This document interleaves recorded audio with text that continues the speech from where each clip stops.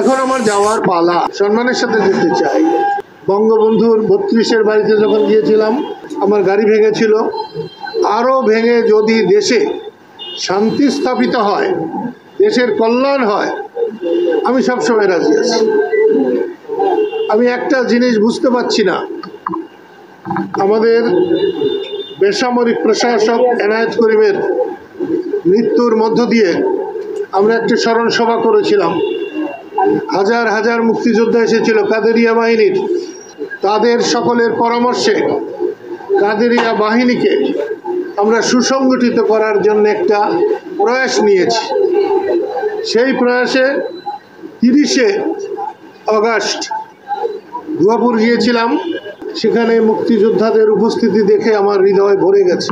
এখন আমার যাওয়ার পালা, সম্মানের সাথে যেতে চাই। সেই মিটিংয়ের পরে দেখলাম কেউ বসুন্ধরা ডায়াপেন্ট এখন আরো উন্নত। এই hot air through top sheet দ্রুত শোষণ করে সোনামণিকে দেয় কোমল অনুভূতি।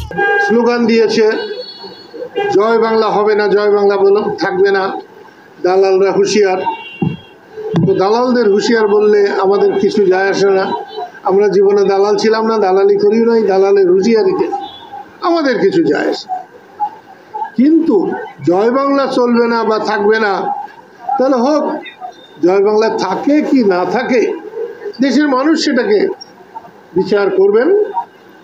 আমি আর আমার কথা বাড়াতে চাই না, তোমাদের কোনো প্রশ্ন থাকলে নিশ্চয়ই জিজ্ঞেস করতে পারবে। আমার কাছে মনে হয় দেশটাকে অস্থিতিশীল করার জন্যে জাতীয় আন্তর্জাতিক ষড়যন্ত্রকারীরা সুযোগ খুঁজছে, এবং সেই সুযোগ অন্তর্বর্তীকালীন সরকার দিচ্ছে কিনা আমি ঠিক বলতে পারবো না।